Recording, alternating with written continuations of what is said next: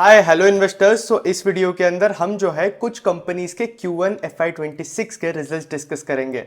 आपको पता होगा कि यूजुअली क्या होता है, जब भी रिजल्ट सीजन आते हैं ना, तो हमारा काम जो है as a equity research analyst बहुत ज़्यादा फास्ट पेस पे इंक्रीज हो जाता है।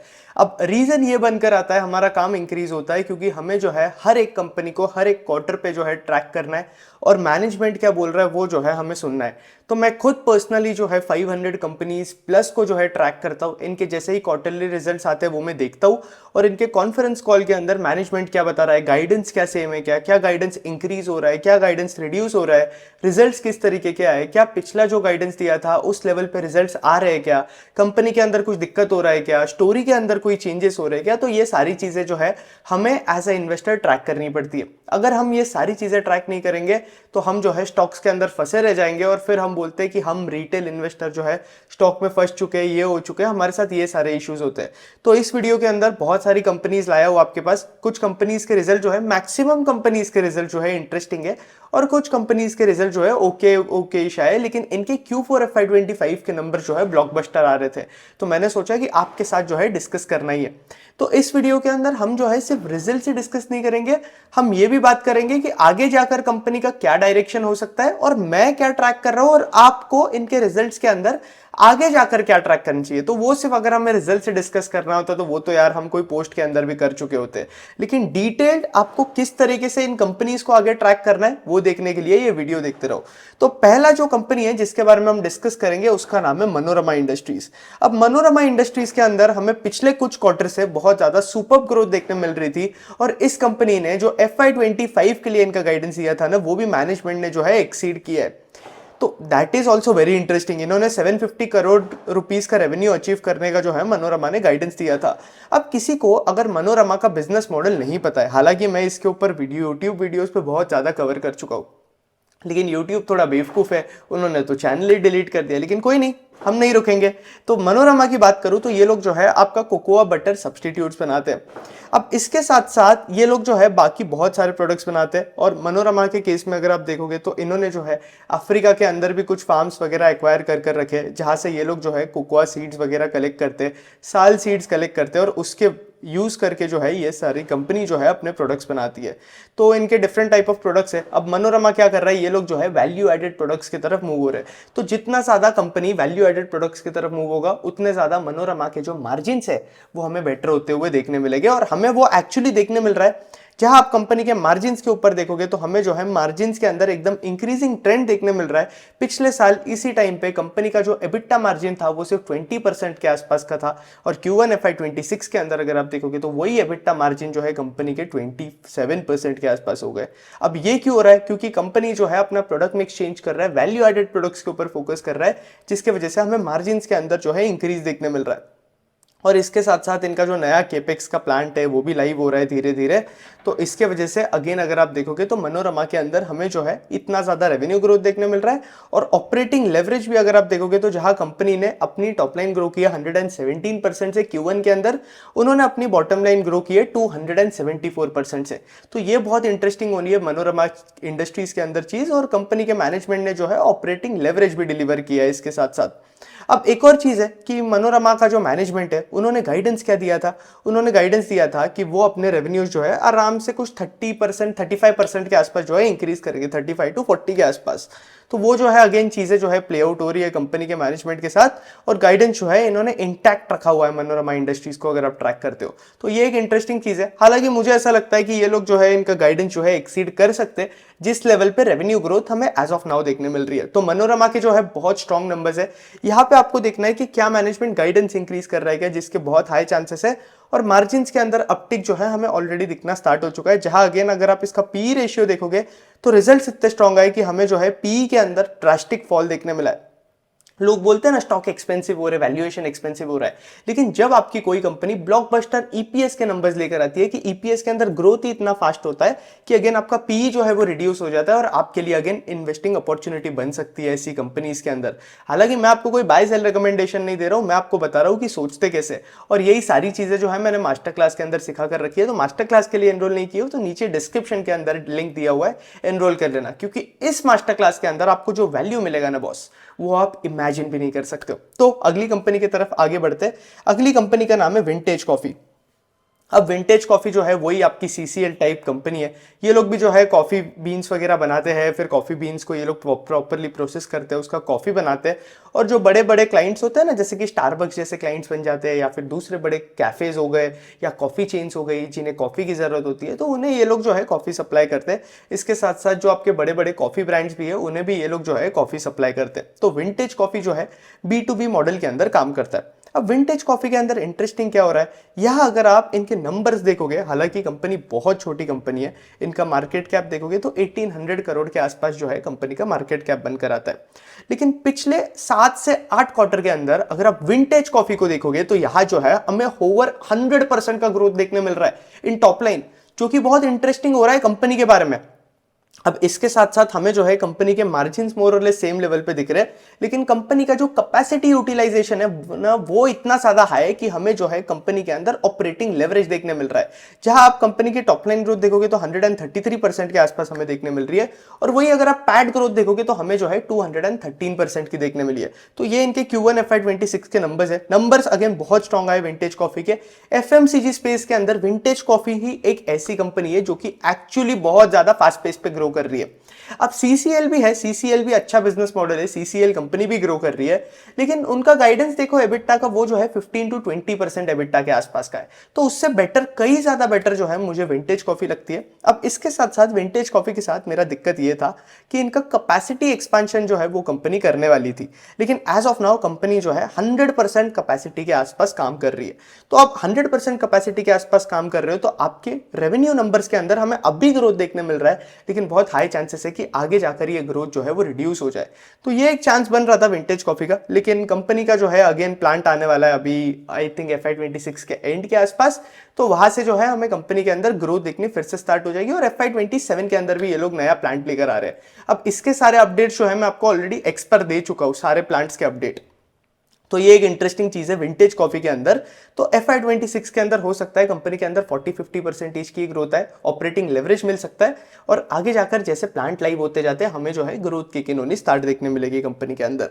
अब जो अगली कंपनी है वो है सिरमा SGS। अब सिरमा SGS EMS स्पेस के अंदर कंपनी बनकर आती है, और यहाँ पे इनको अगर आप देखोगे तो EMS स्पेस के अंदर बहुत सी कम कंपनीज है जो कि हाई मार्जिन जनरेट कर पाती है, राइट। ईपैक को देखो, PG इलेक्ट्रोप्लास्ट को देखो, सबके मार्जिन जो है 8 to 9% के आसपास ही बनकर आते हैं। तो अब सिरमा क्या कर रहा है, सिरमा जो है अपना प्रोडक्ट मिक्स चेंज कर रहा है। अब सिरमा जो है आपके कंज्यूमर इलेक्ट्रॉनिक्स के अंदर भी था। अब कंज्यूमर इलेक्ट्रॉनिक्स मतलब आपके कौन से इलेक्ट्रॉनिक्स बनकर आते हैं, आपका रूम एयर कंडीशनर या बाकी चीजें जो है वो सब कंज्यूमर इलेक्ट्रॉनिक्स के अंदर आती है। तो सिरमा जो है कंज्यूमर इलेक्ट्रॉनिक्स से मूव आउट हो रहा है, और ये लोग जो है अपना मेडिकल की तरफ बढ़ रहे, इंडस्ट्रियल्स की तरफ बढ़ रहे, डिफेंस की तरफ बढ़ रहे। तो यहाँ अगेन अगर आप कंपनी के मार्जिन देखोगे तो हमें जो है बेटर होते हुए दिखेंगे कंपनी के मार्जिन। तो ये इंटरेस्टिंग चल रहा है सिरमा के साथ, और हमें जो है कंपनी के प्रोडक्ट मिक्स के अंदर बहुत बड़ा चेंज देखने मिल रहा है। तो इसलिए सिरमा के केस में अगर आप देखोगे तो हमें जो है रेवेन्यू डीग्रोथ देखने मिली है इस क्वार्टर के अंदर, जहां पे इनके रेवेन्यूज के अंदर हमें डीग्रोथ देखने मिला है, लेकिन पैड ग्रोथ अगर आप देखोगे सिरमा SGS के अंदर तो हमें जो है बहुत स्ट्रॉन्ग पैड ग्रोथ देखने मिली है। Q1 FY26 over Q1 FY25 compare करें तो टॉप लाइन डी ग्रो ये 18% से, लेकिन हमें जो है पैड ग्रोथ देखने मिला है 145% का, क्योंकि हमें जो है एबिटा मार्जिन के अंदर इंप्रूवमेंट देखने मिला है पिछले बार से। एबिटा मार्जिन जो है अगेन अगर आप देखोगे तो 10% के आसपास जा चुके हैं, जो कि बहुत इंटरेस्टिंग चीज बनकर आती है। और फिर इसके बाद अगेन इनका बस एक दिक्कत है कि यार इनके रेवेन्यू के अंदर डी ग्रोथ देखने मिल रहा है, लेकिन अब वो कॉन कॉल के अंदर हम सुनेंगे कि मैनेजमेंट ने क्या बोला है, रेवेन्यू के अंदर डी ग्रोथ क्यों देखने मिल रहा है। अगर वो कंज्यूमर वाला ऑर्डर बुक जो है वो रिड्यूस कर रहे हैं और दूसरे सेगमेंट्स के अंदर जा रहे हैं तो रेवेन्यू डी ग्रोथ जो है ओके बनकर आता है, लेकिन उन्होंने गाइडेंस जो है वो 35% के आसपास का दिया था। तो हमें ये देखना है कि गाइडेंस एग्जीक्यूट होते हुए दिख रहा है क्या, नहीं तो फिर स्टॉक के अंदर थोड़ा डी रेटिंग हो सकता है अगेन, क्योंकि पिछले साल भी इन्होंने गाइडेंस दिया था और वो भी जो है इन्होंने एग्जीक्यूट नहीं किया। तो इस बार देखते हैं किस तरीके से सिरमा के नंबर्स प्ले आउट होते हैं। Q1 FY26 के नंबर्स जो है स्ट्रॉन्ग आए इन टर्म्स ऑफ EPS। अब जो अगली कंपनी है उसका नाम है ब्लूजेट हेल्थ केयर। अब ब्लूजेट हेल्थकेयर के केस में अगर आप देखोगे तो मार्केट के अंदर लोग जो है एकदम पागल हो चुके हैं। ब्लूजेट हेल्थकेयर के जैसे ही नंबर्स आए आप देखोगे स्टॉक जो है आराम से 20% के आसपास करेक्ट हो चुका है। लेकिन लोग ये समझना भूल जाते हैं, लोग जो है ब्लू जेट के नंबर्स को क्यू देख रहे हैं, क्वार्टर ऑन क्वार्टर बेसिस। लेकिन आप जब सीडीएमओ कंपनीज देखते हो तो सीडीएमओ कंपनीज के रेवेन्यूज जो है बहुत ज्यादा लंपी रेवेन्यूज होते हैं। मतलब क्या कि किसी साल आपको ग्रोथ दिखेंगी, किसी साल आपको ग्रोथ नहीं दिखेगी। अब वो डिपेंड करता है कंपनी के मॉलिक्यूल्स के ऊपर। कभी मॉलिक्यूल्स अच्छे आएंगे तो हमें ग्रोथ दिखेगी, कभी मॉलिक्यूल्स खराब आएंगे, ग्रोथ नहीं होगी तो ग्रोथ नहीं दिखेगी। और ब्लू जेट के अंदर अगर आप देखोगे तो इनका सीडीएमओ वाला डिवीजन जो है, कंपनी का मैनेजमेंट बहुत ज्यादा फास्ट स्केल कर रहा है। और वो फार्मा वाला जो डिवीजन है ना कंपनी का, एज ऑफ नाउ 50% रेवेन्यू जो है वही फार्मा वाले डिवीजन से आ रहे हैं। और इनका जो दूसरे डिवीजन है, जैसे कि कॉन्ट्रास्ट मीडिया वाला डिवीजन बनकर आता है या फिर बाकी डिवीजन बनकर आते हैं, वहां पे जो है ठीक ठाक ग्रोथ है। लेकिन कॉन्ट्रास्ट मीडिया के अंदर नए मॉलिक्यूल्स आ रहे हैं, तो वहां से जो है हमें ब्लू जेट के अंदर अच्छी ग्रोथ देखने मिल सकती है। स्टॉक मार्केट मास्टर क्लास के अंदर सिखाया हुआ है। ये मास्टर क्लास का प्राइस जो है मैंने सिर्फ 2000 रुपीज रखा हुआ है रिटेल इन्वेस्टर्स के लिए। और इस वर्कशॉप का प्राइस जो है मैं कुछ टाइम बाद इंक्रीज करने वाला हूँ, 3000 रुपीज के आसपास करने वाला हूँ। इस वर्कशॉप के अंदर ओवर 200 प्लस लोग जो है एनरोल कर चुके हैं, और जितने भी लोग एनरोल है सबने मुझे बहुत ज्यादा पॉजिटिव रिव्यू दिए है इस क्लास के बारे में। इसके साथ साथ अगर आपको जेन्युइनली कुछ इक्विटी रिसर्च सीखना है, अगर आपको जेन्युइनली आपके लाइफ में कुछ करना है, अगर आप इरिटेट हो गए हो, आपको पोर्टफोलियो मैनेजमेंट सीखना है, आपको समझ में ही नहीं आ रहा है मार्केट के अंदर चीजें कैसे चलती है, आप बस ये यूट्यूब पे वीडियोस देख रहे हो, उस पर स्टॉक मार्केट के डिसीजन ले रहे हो, कुछ टेलीग्राम ग्रुप पे आप एडेड हो, या फिर कोई दोस्त आपको टिप्स दे रहे हैं तो आप उस पे डिसीजन ले रहे हो, या फिर आप ढंग से जो है मार्केट के अंदर रिसर्च नहीं कर पा रहे हो, तो आपके लिए जो है zero to hero equity research वाली जो क्लास है ये मस्ट नीडेड है। और ये 20 आवर्स का कंटेंट जो है आपको देखना है। इस क्लास के अंदर आपके 20 आवर्स के रिकॉर्डेड लेक्चर्स है, ये आपको देखना है। इसके साथ साथ इसमें टोटल 11 सेशंस है। इसमें आपको पीपीटी भी मिलेगी जो मैं यूज कर रहा हूँ। इसके साथ साथ डिफरेंट सेक्टर के लिए डिफरेंट चेकलिस्ट होती है जो कि हमें फॉलो करनी चाहिए। हर एक सेक्टर की अलग मेंटल मॉडल होता है। जैसे कि हॉस्पिटल्स के लिए हमें कुछ और देखना चाहिए, आप ऑटोमोबाइल कंपनीज के लिए देखोगे तो हमें कुछ और ट्रैक करना चाहिए। फिर उसके बाद आप कैपिटल मार्केट वाली कंपनीज देखोगे, या कैपिटल गुड्स वाली कंपनीज देखोगे, लैब ग्रोन डायमंड कंपनीज देखोगे, गोल्ड कंपनीज देखोगे। तो हर एक सेक्टर के अंदर जो है हमें अलग अलग चेकलिस्ट फॉलो करनी पड़ती है, अलग अलग चीजें ट्रैक करनी पड़ती है कंपनीज के अंदर। तो इस मास्टर क्लास के अंदर आप सीखोगे कि कौन से सेक्टर के अंदर हमें क्या देखना है। आप आराम से एक बार आपने 20 आवर्स का कंटेंट देख लिया, आपको कंपनीज ट्रैक करनी स्टार्ट करनी है, और फिर आप जो है कोई भी कंपनी को ट्रैक कर सकते हो, नॉट किडिंग। इसके साथ साथ जो है मैं आपको इस मास्टर क्लास के अंदर सिखाऊंगा कि आप किस तरीके से एआई को अपने रिसर्च के अंदर यूज कर सकते हो, लेवरेज कर सकते हो। यहाँ पे मैंने जो है आपको वैल्यूएशंस के बारे में भी सिखाया हुआ है कि आप किस तरीके से कोई भी स्टॉक को जो है वैल्यू कर सकते हो मार्केट के अंदर विद इन मिनट्स। वो सीएफए वाले लोग होते हैं ना, वो कॉम्प्लेक्स कॉम्प्लेक्स मॉडल सिखाते हैं आपको, डीसीएफ मॉडल, ये मॉडल, वो मॉडल, आपको कोई जरूरत नहीं है। क्योंकि रियल लाइफ के अंदर अगर हम स्टॉक मार्केट के अंदर होते हैं तो ये सारी चीजें जो है एप्लीकेबल नहीं होती है, फाइनेंस वाली चीजें। तो आप भले ही एमबीए फाइनेंस हो या फिर आपका स्टॉक मार्केट के अंदर कोई बैकग्राउंड नहीं है, आपको जो है ये मास्टर क्लास के अंदर एनरोल कर लेना चाहिए अगर आपको जेन्युइनली स्टॉक मार्केट के बारे में जो है सीखना है। यहाँ पे मैं आपको ये भी सिखाऊंगा कि आप पोर्टफोलियो मैनेजमेंट किस तरीके से कर सकते हो, जहां मैं अपना पोर्टफोलियो रिवील करूंगा आप लोगों को, और अपने पोर्टफोलियो के स्टॉक से जो है मैंने आपको सारी चीजें सिखाई है। इसके साथ साथ यहाँ पे जो है आपको हमारे प्रीमियम टेलीग्राम ग्रुप का जो है एक्सेस पे मिल जाता है, जो कि लाइफ टाइम एक्सेस मिलता है आपको। तो ये 2000 का प्राइस है, ये कुछ भी नहीं है। और जो वैल्यू आपको इस मास्टर क्लास के अंदर मिलेगी ना, वो बहुत ज्यादा, इनफैक्ट 100x ज्यादा होगी जो प्राइस आप पे कर रहे हो। और डेली मुझे मेल्स आते रहते हैं, डेली मुझे डीएम्स आते हैं, व्हाट्सअप पे आता है, एक्स पे आता है, जीमेल पे मेल्स आते होते हैं। लोग जो है डेली मुझे बता रहे होते हैं कि भाई मास्टर क्लास के बाद जो है हमें कंटेंट बहुत अच्छा लगा, एकदम सुपर कंटेंट है। क्योंकि लोग आपको स्टॉक मार्केट कोर्सेज के नाम पे कचरा बेच रहे हैं, आपको बेसिक चीजें सिखा रहे हैं। और इस मास्टर क्लास के अंदर आप एकदम एडवांस चीजें सीखोगे, और वो चीजें सीखोगे जो कि आपको मार्केट के अंदर एक्चुअली रेलेवेंट है। और इसके साथ साथ लोग मुझे बताते हैं कि यार भाई हमने मास्टर क्लास देखने के बाद हमारा पूरा पोर्टफोलियो रिबैलेंस कर लिया। इसके साथ साथ लोग मुझे ये भी बता रहे हैं कि हमने कंपनीज को ट्रैक करना स्टार्ट कर दिया है। कुछ लोगों ने तो कंटेंट क्रिएट करना स्टार्ट कर दिया है, तो वो लोग भी जो है कॉन्स्टेंटली टच के अंदर है। और एक और चीज, मास्टर क्लास देखने के बाद अगर आपको कभी भी डाउट आता है कोई भी स्टॉक रिलेटेड या कोई भी चीज रिलेटेड, तो आप जो है मुझसे वन ऑन वन भी कनेक्ट कर सकते हो, या तो मेरे एक्स के ट्विटर के डीएम्स के अंदर, या फिर आप मुझे मेल कर सकते हो, या मेल और डीएम्स पे कनेक्ट करोगे तो मेरे लिए ज्यादा बेटर होगा। तो मास्टर क्लास के लिए एनरोल कर लेना, लिंक नीचे जो है डिस्क्रिप्शन के अंदर दिया हुआ है। और ये वैल्यू जो आपको मिलेगी ना इस प्राइस के लिए, वो कंपैरेटिवली 100x ज्यादा है। तो ये 2000 रुपीज के लिए जो है सोचो मत, हमें जो है इग्नोरेंस टैक्स पे नहीं करना है हमारे लाइफ के अंदर। और ये सारी चीजें जब हम लर्निंग पे मिस आउट कर देते हैं ना, तो हम जो है इग्नोरेंट टैक्स पे करते हैं। सकती है। अब Q1 FY25 के FY26 के नंबर्स की बात करूं तो नंबर स्ट्रॉन्ग है। 118% का हमें टॉप लाइन ग्रोथ देखने मिला है। मार्जिन के अंदर हमें जो है थोड़ा बहुत YOY लेवल पे इंक्रीज देखने मिला है, लेकिन QOQ लेवल पे हमें फॉल देखने मिला है। लेकिन अगेन ये इन्वेंट्री की वजह से हुआ है। इन्वेंट्री ऊपर नीचे होती रहती है, ये बिजनेस का पार्ट है। हम एकेडमिक्स की तरीके से मार्केट को नहीं देख सकते। हमें जो है मार्केट के अंदर प्रैक्टिकली चीजें समझनी पड़ेगी। अगर आप प्रैक्टिकली चीजें नहीं समझ रहे हो तो कोई पॉइंट नहीं बनकर आता है आपका मार्केट के अंदर रहने का, क्योंकि ये जो है MBA का क्लास नहीं है कि आपको जो नोट्स के अंदर दिया हुआ है वही आपको लिखना है। इस तरीके से चीजें नहीं चलती है मार्केट के अंदर, तो थोड़ा हमें बिजनेस वाला भी दिमाग लगाना पड़ता है। तो अगेन यहां अगर आप देखोगे तो लोग जो है QOQ इसके मार्जिन कंपेयर कर रहे हैं, मुझे नहीं पता, और लोग जो है एकदम पागल हुए जा रहे हैं। लेकिन ब्लूजेट का जो ग्रोथ मोमेंटम है वो अभी भी सस्टेन्ड है, इनका केपेक्स भी हो रहा है, तो आगे जाकर ब्लूजेट के अंदर बहुत स्ट्रॉन्ग ग्रोथ हमें देखने मिल सकती है। तो ब्लूजेट के नंबर्स बहुत ज्यादा स्ट्रॉन्ग हमें देखने मिले। और CDMO के रेवेन्यूज लंपी होते हैं। अगर आपको पता नहीं है कौन से सेक्टर कौन सी इंडस्ट्री को आप किस तरीके से ट्रैक कर सकते हो, तो नीचे मास्टर क्लास का लिंक डिस्क्रिप्शन में दिया हुआ है। मास्टर क्लास के लिए एनरोल करो। 20 आवर्स का कॉन्टेंट है, 20 आवर्स का कॉन्टेंट देखो और अपना खुद का स्किल सेट बिल्ड करो इस चीज में। अब इसके बाद बात करें तो जो अगली कंपनी है वो है EFC। अब कोवर्किंग स्पेस वाली जो भी कंपनीज है, सब कंपनीज के अंदर जो है हमें ग्रोथ देखने मिल रही है। That is again a positive thing, क्योंकि कोवर्किंग स्पेस जो है इंडिया के अंदर बहुत ज्यादा फास्ट ग्रो हो रहा है। इंडिया के अंदर अगर आप देखोगे तो स्टार्टअप्स भी इंक्रीज हो रहे हैं, बाहर से भी MNCs आ रही है इंडिया के अंदर, और हर एक कंपनी को अफोर्डेबल नहीं होता है वो अपना ऑफिस खोल सके। तो कंपनीज क्या करती है, कोवर्किंग स्पेस को जो है रेंट पे लेती है, लीज पे लेती है, और वहां पे जो है वो अपने ऑपरेशन रन करती है। मतलब क्या कि ऑफिस पे एज अ कंपनी आपको एक्सपेंस नहीं करना पड़ेगा, आपको एक जगह को बस रेंट लेना है, और वो कंपनी जो है जहां पे आप रेंट ले रहे हो वो जो है आपको ऑफिस वगैरह प्रोवाइड कर देगी। तो इस तरीके से जो है कोवर्किंग स्पेस का मॉडल चलता है। अब इस स्पेस के अंदर ग्रोथ रेट बहुत ज्यादा हाई है, और दो कंपनीज इस स्पेस के अंदर बनकर आती है। एक है EFC लिमिटेड और दूसरी बनकर आती है ऑफिस लिमिटेड। अब EFC के नंबर्स मुझे बहुत इंटरेस्टिंग लगे Q1 FY26 के। हालांकि EFC ने Q3 FY25 के अंदर इनके नंबर से बहुत ज्यादा डिसअपॉइंट किया था हमें, लेकिन अगेन चीजें जो है इंप्रूव होते हुए दिख रही है। जहां हमें Q1 FY26 के अंदर कंपनी की टॉप लाइन इंक्रीज होते हुए दिखी है बाय 115% से, जो कि बहुत इंटरेस्टिंग नंबर्स है। और इसके साथ साथ हमें मार्जिन इंक्रीज भी देखने मिला, और कंपनी के अंदर हमें जो है बहुत स्ट्रॉन्ग ऑपरेटिंग लेवरेज भी देखने मिल रहा है, जहां कंपनी ने अपना पैड ग्रो किया 127% से। तो नंबर्स बहुत ज्यादा स्ट्रॉन्ग आए EFC के। आगे नो डाउट कोई दिक्कत नहीं है इस चीज में, सुपर नंबर्स आए। YOY लेवल पे अगेन अगर आप देखोगे तो I think I am wrong, इन्होंने जो है पिछला जो स्कैनर के नंबर्स पढ़े थे वो गलत पढ़े हमने। यहाँ पे इन्होंने YOY लेवल पे जो है 196% से ग्रो किया अपना पैट।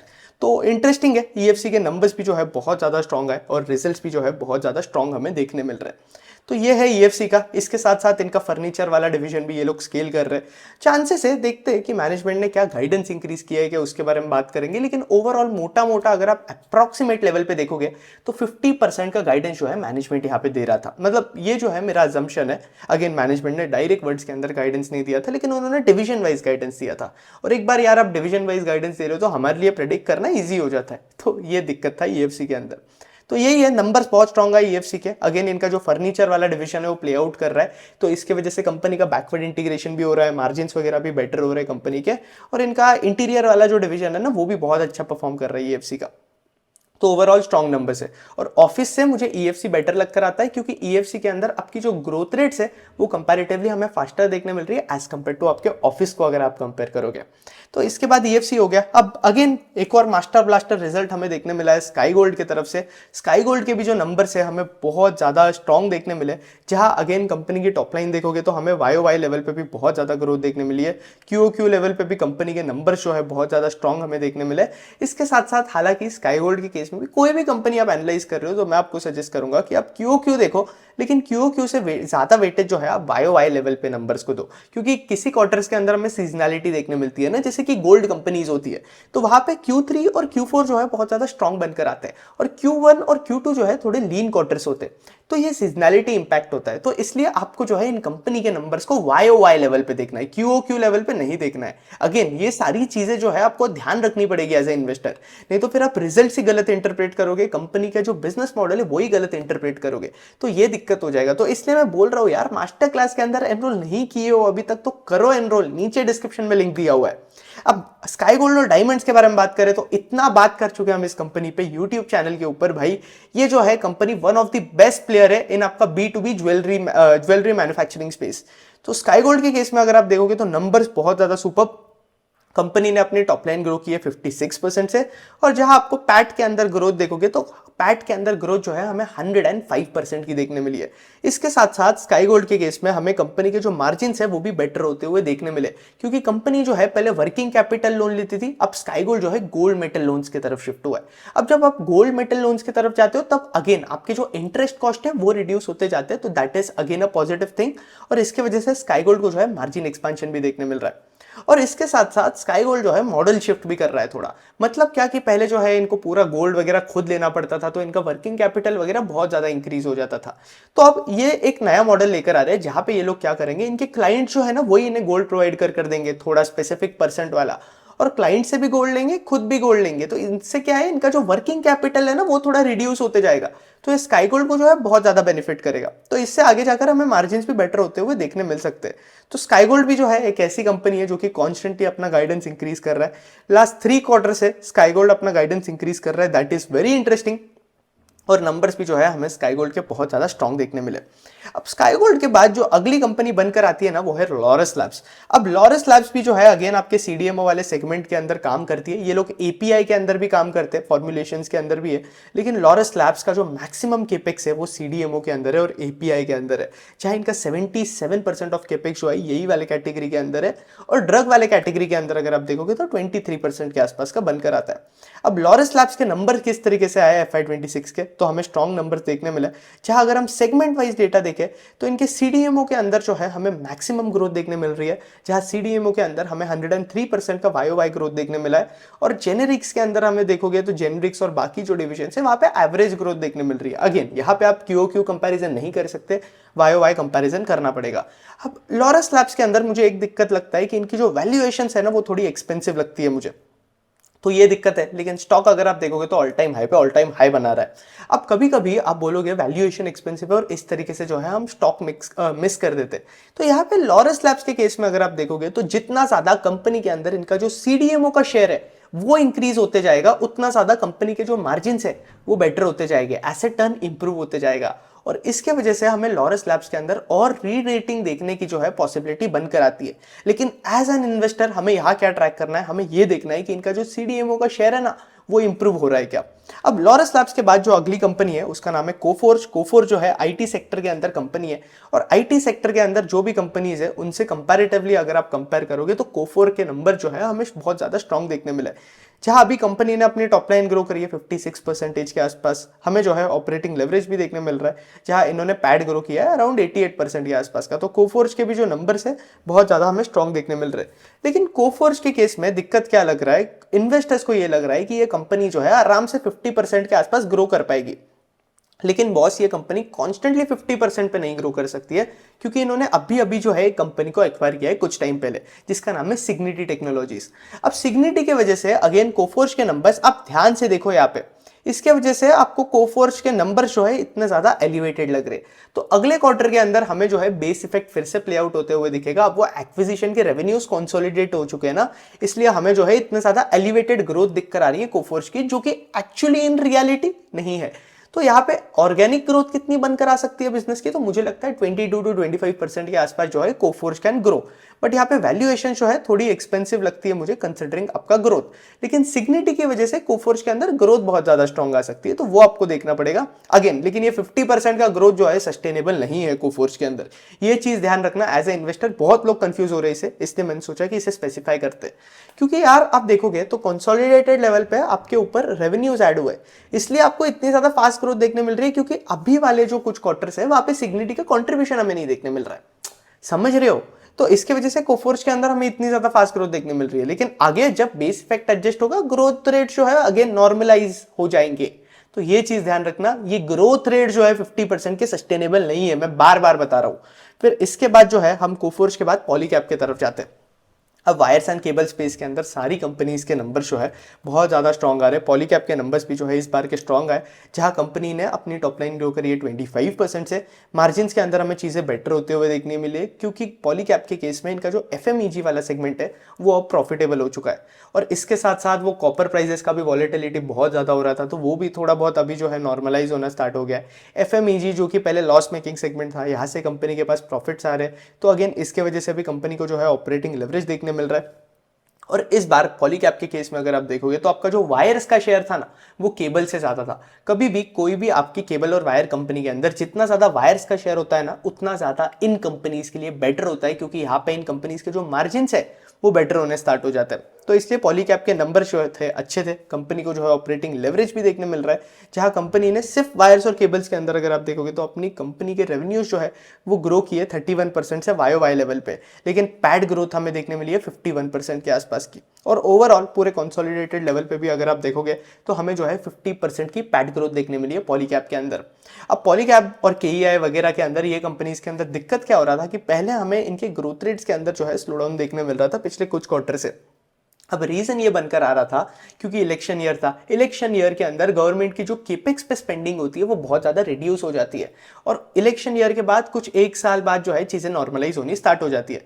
तो अब नॉर्मलाइज होनी स्टार्ट हो गई है, इंफ्रा के ऊपर स्पेंडिंग हो रही है, तो इसलिए पॉलीकैब वगैरह वाली कंपनीज भी जो है अच्छा ही परफॉर्म कर रही है, केबल्स एंड वायर्स वाली। तो इसलिए हमें जो है नंबर स्ट्रांग होते हुए देखने मिल रहा है। तो जितना ज्यादा गवर्नमेंट स्पेंडिंग होगा, जितना ज्यादा इंफ्रा लेड ग्रोथ होगा इंडिया के अंदर, उतना ज्यादा पॉलीकैब, केईआई, आरआर केबल और सारी केबल्स वाली कंपनी जो है अच्छा परफॉर्म करेगी। अब केईआई के भी नंबर जो है हमें बहुत ज़्यादा स्ट्रॉन्ग देखने मिले Q1 FY26 के अंदर, जहां कंपनी ने अपनी टॉप लाइन ग्रो करी है अराउंड 25% के आसपास की, और पैड ग्रोथ अगर आप देखोगे तो हमें 30% का पैड ग्रोथ देखने मिला है। अब केईआई के अंदर हमें पहले इतनी ज़्यादा स्ट्रॉन्ग ग्रोथ रेट्स नहीं देखने मिलती थी, company was growing at about 17% के आसपास की, 17 to 19% के आसपास। बट अभी जो है केईआई के अंदर ग्रोथ रेट्स इंक्रीज हुई है, that is a positive sign, और इंटरेस्टिंग नंबर्स देखने मिले। अब कैपिटल गुड्स के अंदर एलिकॉन इंजीनियरिंग जैसी कंपनीज है, जो कि अगेन आप रीड कर सकते हो, इनके भी नंबर जो है हमें स्ट्रॉन्ग देखने मिले। Q1 के अंदर कंपनी ने ग्रो किया है 25% के आसपास, मार्जिन्स अगेन हमें बेटर होते हुए देखने मिले, और ऑपरेटिंग लेवरेज भी कंपनी को देखने मिल रहा है। अब ये जो कंपनी है ये दो सेगमेंट्स के अंदर काम करती है, एक जो है इनका गेयर्स वाला सेगमेंट है, और दूसरा इनका जो है एमएचई वाला सेगमेंट है। अब इनका जो सेकंड वाला सेगमेंट है ना, गेयर्स वाले सेगमेंट के अंदर ग्रोथ रेट जो है, यहाँ अगेन अगर आप रीड करोगे तो आपको जो है आइडिया लग जाएगा। तो एक सेगमेंट बहुत ज़्यादा फास्ट पेस पे ग्रो कर रहा है, और जो दूसरा सेगमेंट है वो स्लो ग्रो कर रहा है। तो गेयर्स वाला डिवीजन जो है, हालांकि यहाँ पे हमें ग्रोथ रेट्स थोड़ी स्लो डाउन देखने मिली है, लेकिन इनका एमएचई वाला डिवीजन है, इसके वजह से कंपनी के अंदर ग्रोथ मोमेंटम आ रहा है। तो ये वाले डिवीजन की वजह से ही एलिकॉन के अंदर ग्रोथ आ रही है। हालांकि एलिकॉन ने गाइडेंस आई थिंक 20% के आसपास का दिया हुआ था आपका FY26 के लिए, तो वो आपको देखना पड़ेगा। तो गाइडेंस मैनेजमेंट ने थोड़ा रिड्यूस किया है, क्योंकि पहले एलिकॉन जो है कंपैरेटिवली थोड़ा फास्टर पेस पे ग्रो कर रहा था, 30% पे ग्रो किया था इन्होंने आई थिंक पिछले क्वार्टर के अंदर 40% पे। तो Q4 के नंबर्स इनके बहुत ज्यादा स्ट्रॉन्ग थे। अब एलिकॉन इंजीनियरिंग भी कैपिटल गुड्स के अंदर एक कंपनी है, जो कि आप रीड कर सकते हो। एक इंटरेस्टिंग चीज हमें देखने मिल रही है कि एमएचई डिवीजन के अंदर ग्रोथ है इस कंपनी के अंदर, क्योंकि ऑयल एंड गैस के तरफ जो है स्पेंडिंग बहुत ज्यादा इंक्रीज हुई है। यूएस वगैरह साइड भी हमें जो है स्पेंडिंग इंक्रीज देखने मिल रही है, और ओवरऑल ट्रम्प आने के बाद भी ऑयल एंड गैस के ऊपर चीजें जो है बहुत ज्यादा मतलब सेंटीमेंट्स वहाँ पे पॉजिटिव हो चुके हैं, और वहाँ पे ऑर्डर्स भी बहुत सारी कंपनीज को देखने मिल रहे हैं। तो इसलिए यहाँ पे इनके नंबर स्ट्रॉन्ग देखने मिल रहे हैं हमें, और एमएचई डिवीजन के अंदर ग्रोथ आ रही है। तो अब एलिकॉन के बाद विमता लैब्स जैसी कंपनीज के भी नंबर्स बनकर आते हैं, जो कि एक्चुअली स्ट्रॉन्ग देखने मिले। लेकिन विमता लैब्स के अंदर मुझे लगता है कि यहाँ पे इनका जो रन रेट है, जो कि 98 करोड़ के आसपास का चल रहा है, वो हमें जो है थोड़ा बहुत स्ट्रॉन्गर देखने मिलना चाहिए, क्योंकि इस लेवल पे अगर ये रन रेट पे चले तो चांसेस ये बनकर आते हैं कि विमता लैब्स के अंदर जो रेवेन्यू ग्रोथ होती है ना, वो कंपनी के अंदर जो गाइडेंस इन्होंने दिया है 500 करोड़ का, वो हमें ना देखने मिले, ये चांसेस है। अब सीडीएमओ स्पेस के अंदर भी नंबर्स बहुत स्ट्रॉन्ग है, ब्लू जेट के स्ट्रॉन्ग है। सिनोर्स नाम की एक कंपनी है, सिनोर्स फार्मा। अब सिनोर्स फार्मा जो है अभी रिसेंटली आईपीओड कंपनी है, इन्होंने गाइडेंस दिया था कि ये अपनी टॉप लाइन ग्रो करेंगे 50% से, और पैड ग्रो करेंगे 100% से। तो Q1 के तो इनके नंबर स्ट्रॉन्ग है, जहां इन्होंने टॉप लाइन ग्रो करी है 72% के आसपास, और पैड इन्होंने ग्रो किया है 84% के आसपास। तो कंपनी के नंबर स्ट्रॉन्ग है। अगेन सिनोर्स के अंदर आपको ये देखना है कि इनका सीडीएमओ वाला डिवीजन जो है किस तरीके से स्केल आउट होता है, क्योंकि इनके पास पाइपलाइन में जो है अच्छे खासे प्रोडक्ट्स पड़े हुए हैं। सीडीएमओ की इनकी जो कमर्शियल प्रोडक्ट्स की जो पाइपलाइन है वो 27 के आसपास है, और पाइपलाइन प्रोडक्ट्स के अंदर 53 प्रोडक्ट्स इनके पास पड़े हुए हैं। अब कंपनी के अंदर अगर आप देखोगे तो मैक्सिमम ग्रोथ जो है आपके रेगुलेटेड मार्केट्स की तरफ से आ रही है। तो ये इंटरेस्टिंग हो रहा है सिनोर्स के अंदर। अच्छी कंपनी है, गाइडेंस एक्सीड किया है इन्होंने, मतलब जो गाइडेंस ये दे रहे थे उस लेवल पे ही डिलीवर कर रहे हैं, तो इसको ट्रैक पे रखा है मैंने। अगेन यहाँ पे सीडीएमओ का शेयर जितना ज्यादा बेटर होते जाता है, मार्जिन हमें जो है सिनोर्स के अंदर बेटर होते हुए देखने मिलेंगे। तो अब सिनोर्स के बाद मोतीलाल ओसवाल, कैपिटल मार्केट के अंदर नंबर्स अच्छे आ रहे हैं। सीडीएसएल के नंबर्स हालांकि अगर आप देखोगे तो सीडीएसएल के नंबर्स बहुत ही वाहियात है, और वैल्यूएशन क्या लेवल पे चले गई है, जब कंपनी के अंदर कोई ग्रोथ ही नहीं आ रही है और वैल्यूएशन बहुत एक्सपेंसिव हो चुकी है। लेकिन अगेन ये सारी कंपनी जो है कैपिटल मार्केट लेड कंपनीज होती है, तो मार्केट की साइकिल अच्छी रहेगी, कंपनी अच्छा परफॉर्म करेगी। मार्केट की साइकिल खराब हो जाएगी, कंपनी खराब परफॉर्म करेगी। तो ये तो कॉमन सेंस वाली चीज़ है। अगेन ये सारी कैपिटल मार्केट वाली सारी चीज़ें जो है मैंने आपको मास्टर क्लास के अंदर सिखाया हुआ है, और सीडीएसएल के ऊपर मैंने एक्सपेक्ट वीडियो भी डाला था, तो वो भी जो है आप चेकआउट कर सकते हो। सारी कैपिटल मार्केट वाली कंपनीज हमने उस वीडियो के अंदर डिस्कस करी थी। तो अब इसके बाद आपका मोतीलाल ओसवाल बनकर आता है। मोतीलाल ओसवाल के भी जो है डिसेंट नंबर्स आए, मतलब इस बार अगेन यहाँ पे इनका जो ब्रोकरेज वाला डिवीजन है, मतलब वो कैपिटल मार्केट वाला डिवीजन, वहां पे ग्रोथ रेट स्ट्रांग देखने मिल रही है हमें। और इनका जो ट्रेजरी इन्वेस्टमेंट वाला जो पार्ट है, मतलब जो पैट है यहाँ पे आकर आप देख रहे हो, तो पिछले साल मतलब Q4 FY25 के अंदर इनका पैट जो है ट्रेजरी इन्वेस्टमेंट्स की वजह से नेगेटिव हो गया था। लेकिन अगेन Q1 FY26 के अंदर इनका पैट जो है फिर से पॉजिटिव हो गया, क्योंकि ट्रेजरी इन्वेस्टमेंट्स अच्छे परफॉर्म कर रहे हैं। पहले मार्क टू मार्केट लॉस हमें देखने मिला था, तो इसकी वजह से थोड़ा बहुत पैट के ऊपर इंपैक्ट देखने मिला था Q4 FY25 के अंदर।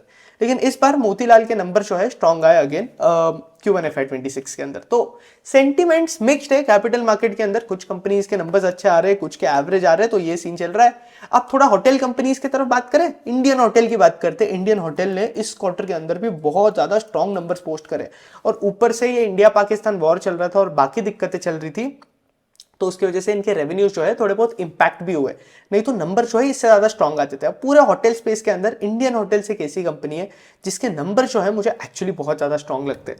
और होटल इंडस्ट्री के अंदर अगर आप देखोगे तो अभी भी डिमांड सप्लाई गैप बहुत ज्यादा है। मतलब क्या, डिमांड ज्यादा है और सप्लाई कम है। तो जब ये डिमांड सप्लाई गैप होता है तब अगेन अगर आप देखोगे तो इन कंपनीज के पास जो है प्रीमियम चार्ज करने की इनकी जो पावर है वो इंक्रीज हो जाती है। तो होटल इंडस्ट्री के अंदर ARR एक इंपॉर्टेंट मेट्रिक होता है जो कि आपको ट्रैक करना चाहिए, और रेफ पार एक इंपॉर्टेंट मेट्रिक होता है जो कि आपको ट्रैक करना चाहिए। तो रेफ पार का इंडियन होटल्स का जो गाइडेंस है वो 12% के आसपास का बनकर आया है। रेवेन्यू ग्रोथ भी ये लोग जो है बहुत ज्यादा स्ट्रॉन्ग डिलीवर कर रहे हैं, जहां Q1 के अंदर ही इन्होंने ग्रो किया अपनी टॉप लाइन अराउंड 31% के आसपास से, और यहाँ पे हमें जो है ऑपरेटिंग लेवरेज भी देखने मिल रहा है, मार्जिन्स भी जो है हमें बेटर होते हुए देखने मिले। तो बहुत स्ट्रॉन्ग नंबर्स है इंडियन होटल्स के, और सारी होटल कंपनीज अगर आप देखोगे तो बहुत अच्छा परफॉर्म कर रही है। सामी के अंदर भी GIC की एंट्री हुई है, तो वहां पे भी आप देखोगे तो ऑपरेटिंग लेवरेज किक इन होते हुए देखने मिल जाएगा हमें। तो strong numbers by Indian hotels. Micro finance के अंदर मैं बात करूं तो माइक्रो फाइनेंस के अंदर आपको इतने ज्यादा स्ट्रॉन्ग नंबर्स नहीं देखने मिल रहे होंगे, लेकिन अगेन साइकिल बेटर हो रही है, तो डायरेक्शन जो है माइक्रो फाइनेंस के अंदर वो जो है हमें बेटर होते हुए देखने मिल रहा है। तो ये एक अच्छी चीज है, that is again a positive thing. But overall company के नंबर्स खराब हमें देखने मिलेंगे Q1 और Q2 के अंदर, लेकिन माइक्रो फाइनेंस के अंदर इनका कर्नाटका का जो पोर्टफोलियो एट रिस्क अगर आप देखोगे तो वो जो है नॉर्मलाइज हो रहा है। फिर ओवरऑल कंपनी के लेवल पे पोर्टफोलियो एट रिस्क पार एक इंपॉर्टेंट मेट्रिक है जो कि आपको ट्रैक करना चाहिए। अब बिगिन अब ये सारी चीजें जो है मैंने मास्टर क्लास के अंदर सिखाई हुई है, तो वहां पे आप देखोगे तो पार जो है इन कंपनीज का रिड्यूस हो रहा है, अगेन पॉजिटिव थिंग। तो यहाँ पे माइक्रो फाइनेंस इंडस्ट्री के अंदर चीजें जो है पॉजिटिव होते जा रही है, और ग्रोथ हमें Q3 Q4 के अंदर देखने मिलेगी। तो माइक्रो फाइनेंस इंडस्ट्री के अंदर ओवरऑल पिछले कुछ क्वार्टर से जितने भी सेंटिमेंट्स दिखे सारे सेंटिमेंट्स पॉजिटिव है। अब अगेन GSM फॉइल्स की मैं बात करूं तो GSM फॉइल्स के ऊपर भी मैं वीडियो कवर कर चुका हूं एक्स पे, थोड़ा बहुत वीडियो सेक्शन में जाके सर्च भी करोगे तो आपको मिल जाएगा। तो यहाँ पे भी अगेन स्ट्रॉन्ग नंबर्स है, बहुत ज्यादा स्ट्रॉन्ग। इस कंपनी का डिटेल एनालिसिस मैंने बनाया हुआ है पूरा, तो वो आप चेक करो। छोटा मार्केट कैप है कंपनी का। अगेन यही छोटे वाले स्पेस के अंदर एमरल्ड फाइनेंस बनकर आती है कंपनी, जो कि आपके अर्ली वेज एक्सेस प्रोग्राम के अंदर है। तो ये कंपनी के नंबर्स भी जो है बहुत ज्यादा स्ट्रॉन्ग हमें देखने मिल रहा है, और कंपनी जो है one in kind of unique है, क्योंकि अगेन ये जो कंपनी जिस सेगमेंट में काम करती है उस सेगमेंट के अंदर आई डोंट थिंक कोई दूसरी लिस्टेड स्पेस के अंदर कंपनी काम करती है। तो एमरल्ड के भी जो है इस बार के नंबर स्ट्रॉन्ग हमें देखने मिले, तो ये भी कंपनी जो है आपके ट्रैक पे रखो, स्टडी करो। अब जो सारा ब्लंडर किया है ना वो किया है हमारे SG मार्ट ने। अब SG मार्ट अगर आप देखोगे तो भाई बहुत ही वाहियात रिजल्ट हमें देखने मिले, और इन्होंने गाइडेंस दिया था, बहुत बड़ा बोले थे ये लोग कि भाई देखो अब आपका Q1 के अंदर सेंटीमेंट्स इंपैक्ट हुए, आपका स्पेंडिंग वगैरह इंफ्रा के ऊपर थोड़ा इतना ज्यादा स्ट्रॉन्ग नहीं है। केबल्स और वायर्स के अंदर हमें स्ट्रॉन्ग सेंटीमेंट्स देखने मिल रहे हैं, स्ट्रॉन्ग ग्रोथ हमें देखने मिल रही है। लेकिन अगेन यहाँ पे स्टील रिलेटेड अगर आप देखोगे तो इम्पैक्ट थोड़ा बहुत देखने मिला है कंपनीज के ऊपर। एपीएल अपोलो भी इसी चीज के बारे में बात कर रहा था। तो थोड़े बहुत हेडविंड्स फेस करने मिल रहे हैं इन टर्म्स ऑफ आपका moderated infrastructure spending and fluctuating raw material prices. Steel के प्राइसेस भी रिड्यूस हो गए थे, तो इन कंपनीज के अंदर हम इतनी ज्यादा रेवेन्यू ग्रोथ एक्सपेक्ट भी नहीं कर सकते। चलो ठीक है, ये सारी ठीक है, लेकिन कंपनी के ऑपरेटिंग मार्जिन लो है वगैरह सब मानता हूं मैं, क्योंकि इनका बिजनेस मॉडल ही उस तरीके से। लेकिन यहां पे आप देखोगे ना एसजी मार्ट के अंदर, तो इन्होंने गाइडेंस क्या दिया था लास्ट टाइम, एबिटा और पैट के अंदर ये लोग ग्रो करेंगे 100% वाईओवाई लेवल पे। अभी इन्होंने कितना ग्रो किया है एबिटा और पैट के लेवल पे अगर आप देखोगे तो गाइडेंस से तो बहुत ज्यादा कम। आई थिंक इन्होंने 23% के आसपास इन्होंने पैट ग्रो किया हुआ है। अगर ये लोग हर क्वार्टर के अंदर पैट ग्रोथ करते हैं 100% का, तब ओवरऑल पूरे साल के लेवल पे हमें 100% का वाईओवाई ग्रोथ देखने मिलता है। लेकिन साला इन्होंने एक क्वार्टर के अंदर ही 23% किया है, तो अब कुछ अगले क्वार्टर के अंदर हो सकता है इन्हें 150% के आसपास भी करना पड़े, और वो नहीं करेंगे तो इनका गाइडेंस कंप्लीट नहीं होगा और गाइडेंस अचीव नहीं होगा। और एसजी मार्ट साला एक ऐसी कंपनी है जो कि गाइडेंस अच्छा देती है बट फिर अचीव नहीं कर पाती है। तो ये मुझे दिक्कत लगता है एसजी मार्ट के साथ, नंबर्स बहुत ही वही आता है। रेवेन्यू ग्रोथ में समझ पाता हूं, लेकिन एटलीस्ट मैं पैट के अंदर और एबिटा मार्जिन के अंदर जो है, आई मीन एबिटा ग्रोथ के अंदर चीजें बेटर एक्सपेक्ट कर रहा था। नंबर्स अच्छे नहीं आए एसजी मार्ट के। अब स्टील पाइप्स एंड ट्यूब्स के अंदर एपीएल, अपोलो, जेटीएल और संभव स्टील के भी नंबर्स आए। संभव स्टील के नंबर्स पूरे सेक्टर के अंदर स्ट्रॉन्गेस्ट है। मैं ट्राई करूंगा एक और आपका जो आपका स्टील इंडस्ट्री है, स्टील पाइप्स वगैरह, उसके ऊपर मैं एक वीडियो लेकर आऊंगा जहां पे हम इन कंपनीज के बारे में डिस्कस करेंगे। संभव स्टील्स एक्चुअली बहुत अच्छा परफॉर्म कर रही है, तो ये एक कंपनी है जो कि आपको ट्रैक पर रखनी चाहिए, क्योंकि they are growing at about 50% के आसपास। तो ये बहुत इंटरेस्टिंग बन जाता है। तो ये कुछ कंपनीज है जो कि हमने डिस्कस की। वीडियो अच्छा लगा तो लाइक करना। अगर आपको इस वीडियो से वैल्यू मिली, आप चाहते हो कि और लोग ये वीडियो देखें, तो इसे जो है इस वीडियो को मैक्सिमम लोगों से शेयर करना। और again equity research master class का लिंक जो है मैंने नीचे डिस्क्रिप्शन के अंदर दिया हुआ है, आप जो है एनरोल कर सकते हो मास्टर क्लास के लिए। अगर आप मास्टर क्लास के लिए एनरोल नहीं कर रहे हो तो आप जो है बहुत सारी चीजें जो है आपके लाइफ के अंदर मिस कर रहे हो। एक स्टेप लो इंडिपेंडेंट इन्वेस्टर बनने का, लर्निंग मशीन बनने का, और मास्टर क्लास के अंदर जो है एनरोल करो। इस मास्टर क्लास के अंदर over 200+ participants, I think 300+ participant जो है एनरोल कर चुके हैं। और इस मास्टर क्लास के अंदर जो भी एनरोल कर चुके हैं उन्होंने जो है अपना खुद का पोर्टफोलियो बनाना स्टार्ट कर दिया है। खुद का पोर्टफोलियो वो खुद मैनेज कर रहे हैं, कंपनीज को ट्रैक कर रहे हैं, और सारे सेक्टर्स को जो है वो ट्रैक करना स्टार्ट कर चुके हैं। तो ये एक इंटरेस्टिंग चीज बन जाती है, और एक्चुअली जो है लोगों को बहुत ज्यादा वैल्यू एडिशन हुआ है मास्टर क्लास की वजह से। और मैं साला उन प्रोडक्ट्स के ऊपर काम भी नहीं करता हूं जहां से लोगों को जो है वैल्यू एडिशन ना मिले। तो ये यूट्यूब के बाद कुछ बहुत टाइम बाद जो है हमने इतना बड़ा वीडियो कवर किया हुआ, एक फ्रेश वीडियो था, मजा आया। अब इस वीडियो को जो है आपका काम है कि आप जो है इस वीडियो को मैक्सिमम लोगों से शेयर करो, क्योंकि यूट्यूब ने जो किया वो बहुत ज्यादा गलत किया। लेकिन अगेन मैं नहीं रुका, और मैंने जो है एक्स पे वीडियोस डालने स्टार्ट कर दिए, इंस्टाग्राम पे भी थोड़ा बहुत पोस्ट करना स्टार्ट कर दिया, फेसबुक पे भी स्टार्ट कर दिया। तो आप जो है मुझे सब जगह जो है फॉलो कर सकते हो। आयुष मर्ता रिसर्च डेस्क जो है नाम है मेरा, तो आप सब जगह जो है मुझे सर्च कर सकते हो। होपफुली वीडियो पसंद आया होगा। वीडियो पसंद आया तो लाइक करना, कंटेंट अच्छा लगा तो देख लेना यार, लोगों से शेयर करो मैक्सिमम लोगों से, और मास्टर क्लास का लिंक नीचे डिस्क्रिप्शन में दिया हुआ है, वो मिस नहीं करना। That's it, thank you for watching. जय हिंद, जय भारत।